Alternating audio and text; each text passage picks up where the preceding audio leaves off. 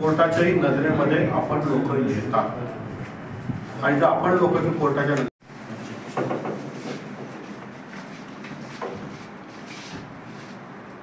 आज आपलं एकच ध्येय ठेवा की पैसे कसे मिळतील.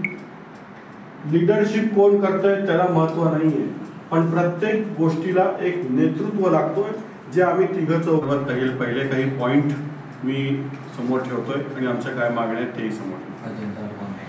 अजंठा अर्बन बँकेचे खातेदार आम्ही टोटल 26,000 खातेदार आम्ही आहोत ज्यांचे अजूनही पैसे येणं बाकी आहे. जवळपास अजून 254 कोटी आम्हाला DICGCच्या क्लेमच्या अंतर्गत येणं बाकी. त्या संदर्भात आम्ही प्रत्येक राजकीय नेत्यांचे उमरे झिंजवले. प्रत्येक राजकीय नेत्याच्या उमऱ्यावर जाऊन आम्ही आमचं डोकं रगडलं, नाक रगडलं, पण प्रत्येकाचं एकच लाईन आली, ती म्हणजे हा विषय आमच्या समोर नको, हा विषय आमच्या समोर घेऊन येऊ नका, आम्हाला याच्यात इंटरेस्ट नाही. जर त्यांना जर आमच्या या विषयात इंटरेस्ट नाही तर त्या संदर्भात आम्ही 7 नोव्हेंबरला एक आमच्या खातेदारांची मीटिंग झाली. त्या मीटिंगमध्ये आम्ही एक असं ठरवलंय की जर आपल्याला न्याय मिळत नाही तर आपण कुठल्याही उमेदवाराला मत न टाकता नोटा या उमेदवाराचा प्रचार करायचा. आमचा एक मताने हा विचार आहे की 20 तारखेला मतदानाच्या दिवशी नोटा बटन दाबून नोटा उमेदवाराला आमचा प्रचार आम्ही करून देणार आहोत. बाकीचा विचार आता राजकीय नेत्यांनी करायचा. आम्ही आमच्या संदर्भात जेवढे आपले फायनान्स मिनिस्टर होते भागवतजी कराड त्यांना भेटलो, त्यांनी सुद्धा काही आमचं काम केलेलं नाही. आम्हाला रस्त्यात दरवाजावर सुद्धा उभं केलेलं नाही आहे. अतुल सावेजी, संजय शिरसाटजी, खैरे सर, कानवेजी, सगळ्यांना जाऊन आम्ही भेटलो. पोलीस कमिशनर साहेब लोहिया साहेब जे पहिले होते त्यांनी पण आम्हाला रस्त्यावर उभं आम्हाला केलं नाही की बाबा आम्ही आमचं बघतो, तुम्ही आम्हाला शिकवायला येऊ नका. दुसरे पोलीस कमिशनर आले संदीप पाटील, त्यांच्याशी भेटलो, त्यांनी आमचं सगळं ऐकून घेतलं, पण त्यांचा कार्यकाल फार कमी राहिला.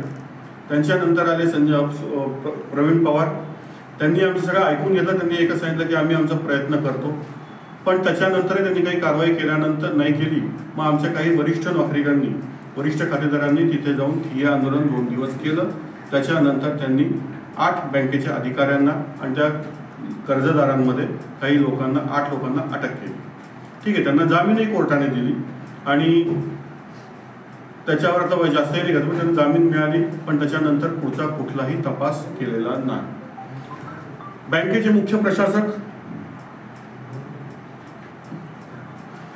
श्री मुकेश बारहाते, त्यांना आम्ही 2दा-3दा भेटायला गेलो. त्यांनी एकच सांगितलं, मला बँकिंग कळत नाही, मला वेळ नाही, मला याच्यातलं कळत नाही आणि माझ्या दरवाजावर जर तुम्ही याल तर मी तुमच्यावर गुन्हे दाखल करेन माझ्या सरकारी कामात अडथळा आणल्याबद्दल. त्या पद्धतीने काही 2-3 त्यांनी गुन्हे पण दाखल केलेले आहेत जे आम्ही योग्य समजत नाही, कारण आम्ही फक्त आमचे हक्क मागायला चाललोय किंवा विचारणा करायला चाललोय. आम्ही त्यांना कोणाला काही धमक्या वगैरे नाही. आम्ही साधे खातेदार आहोत. फक्त आमचे पैसे केव्हा मिळतील, आमचे क्लेम गेले का, या 2 गोष्टी विचारायला गेलो असता. त्यामुळे माझ्याकडे भरपूर अनेक कामं आहेत, तुमचे कामं करायला आम्हाला वेळ नाही आणि परत जर तुम्ही याल आम्ही तुमच्यावर गुन्हे दाखल करू. पण त्या संदर्भात त्यांनी 2घांवर गुन्हेही दाखल केले, जे आमचे क्रांतिकृती समितीचे अध्यक्ष थारुणभाई आणि त्यांचे आधी सहकारी चौंडियाजी यांच्यावर गुन्हे दाखल केलेले आहेत. तपास अधिकारी संभाजी पवार, त्यांना भेटायला जातोय. त्यानंतर तुम्हाला इथे काय काम आहे, तुम्ही काय नेतेगिरी करतायत का, आम्हाला आमची कामं करत नाही का म्हणून आम्हाला बोलून ढकलवून देतात. साधारण आत्ता कोर्टात त्यांनी चार्जशीट दाखल केली आहे. या चार्जशीटमध्ये बँक चेअरमन, संचालक मंडळाला कुठलेही नावं त्यांचे या चार्जशीटमध्ये दाखल केलेली नाही आहे. त्याच्यामुळे आम्ही असं समजलं जातं की त्यांना कम्प्लिटली क्लीन शीट त्या पोलीस डिपार्टमेंटने दिलेली आहे. कारण चार्जशीटमध्ये नावच नाही आहे तर त्यांना क्लीन शीटच मिळाली आहे असं समजलं जातं आहे आणि त्याच पद्धतीने ही चार्जशीट दाखल केली. कोर्टामध्ये मान्य कोर्टात आम्ही लढवून बँकेवर MPID कायदा लावून घेतलेला आहे. MPID कायदा लावल्यानंतर ज्याच्यामध्ये यांच्या प्रॉपर्टी जप्त व्हायला पाहिजे आणि त्याचा लिलाव होऊन बाकीचे त्यांचे जे कर्ज वसुली आहेत MPID ॲक्टचे त्या ज्यांचे NPA अकाउंट झालेले आहेत, जे कर्ज त्यांनी ज्या लोकांनी कर्ज भरलेले नाही आहेत, ज्यांना NPA मध्ये टाकलेलं आहे, अशा कर्जदारांची पण प्रॉपर्टी जप्त करायला पाहिजे. पण NPA मध्ये आणि जे थकीत कर्जदार आहेत याच्यामध्ये संचालक मंडळाचे आणि चेअरमनचेच सगळे नातेवाईक आहेत. त्यात काही बँक अधिकारी पण आहेत की जे NPA मध्ये आहेत. त्यांच्यामुळे प्रशासक त्यांच्याकडनं वसुली करत नाहीये. कुठलाही राजकीय नेता याच्यात अध्यक्ष त्याच्यात पण येत नाही. NPA मध्ये 2 राजकीय नेत्यांची पण नावं समोर आलेली आहेत की त्यांची थकबाकी आहे आणि त्यांना NPA मध्ये टाकलेलं आहे. तर प्रशासनाकडनं त्यांची प्रॉपर्टी जप्त करणं किंवा त्यांच्याकडे तगादा लावणं हे पण कुठल्याही प्रकारची कारवाई कुठल्याही प्रशासनाच्या कुठल्याही डिपार्टमेंटमधनं ही कारवाई होत नाहीये. या संदर्भात आम्ही कलेक्टर साहेबांना जाऊन भेटलो.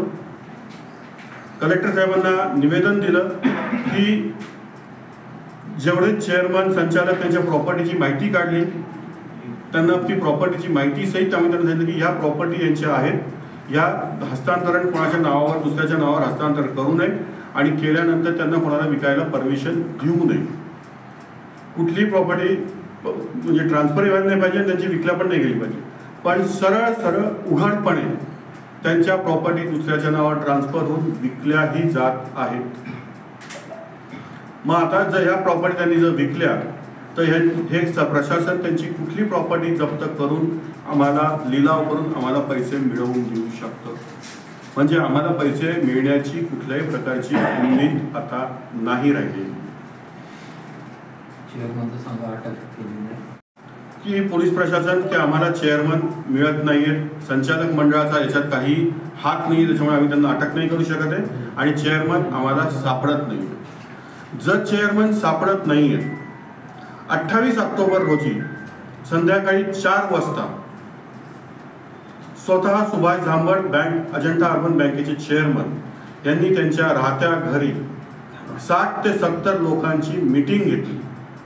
मग जर खातेदारांना ते भेटतायत, खातेदारांचे ते फोन उचलतायत, तर पोलीस प्रशासनांना ते का नाही भेटू शकत? म्हणजे याचा अर्थ आम्ही काय समजायचा? याचा अर्थ जो आहे हा सरळ सगळ्यांना सांगण्यासारखा आहे की याच्यात कुठेतरी आर्थिक व्यवहार झालेला असू शकतो, जेणेकरून पोलीस प्रशासनाने डोळे मिटले, त्याच्यामुळे त्यांना चेअरमन सापडत नाही.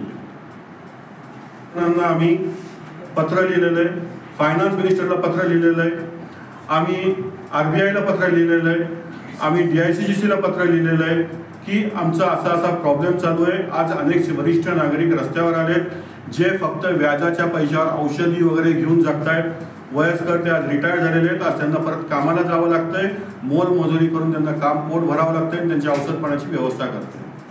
तर या संदर्भात गव्हर्नमेंटने लवकरात लवकर न्याय घ्यावा आणि न्याय देऊन आम्हाला आमचे पैसे परत मिळवून देण्याचा प्रयत्न करावा. त्या संदर्भात आम्ही गव्हर्नमेंटला 2 प्रपोजलही ठेवले की सहकार खात्यामध्ये 42,000 करोड बेनामी पडलेले आहेत, त्यातले आम्हाला पैसे द्यावेत आणि या लोकांच्या प्रॉपर्टी जप्त करून तुम्ही ते पैसे वसूल करावेत. आम्ही कोणाच्या खिशातून पैसे नाही मागत आहे, जे नियमानुसार किंवा ज्या पद्धतीने होऊ शकतंय त्याच पद्धतीने आम्ही पैसे मागतोय. आम्ही कुठल्याही नेत्याच्या खिशातून किंवा कोणाला पैसे मागत नाही. आम्ही 2 हे जे ठेवलेले आहे किंवा पहिले तुम्ही आम्हाला आमचे पैसे द्या, त्यांच्यानंतर तुम्ही तुमचे गव्हर्नमेंटने पैसे वसूल करायचे, त्यांच्या प्रॉपर्ट्या विकाव्यात, त्यांच्या प्रॉपर्ट्या जप्त कराव्यात, त्यांचे बँक अकाउंट सील करावेत आणि गव्हर्नमेंटने त्यांचे पैसे वसूल करावे. RBI पण दोषी येत नाही का? दरवर्षीचा त्यांचा रिपोर्ट आहे, RBIला कळालं नाही का किती वर्षापासून घोटाळा आहे? आज 18 वर्षापासून जर घोटाळा काढतात, हा 18 वर्षापेक्षा जास्तीचाही काळाचा घोटाळा असू शकतो. पण आज 2006 रेकॉर्डवर आहे, त्याच्यापासून तेव्हापासून आपण जर बोलावं तर 18 वर्षात RBIला एकही दिवस कळालं नाही का?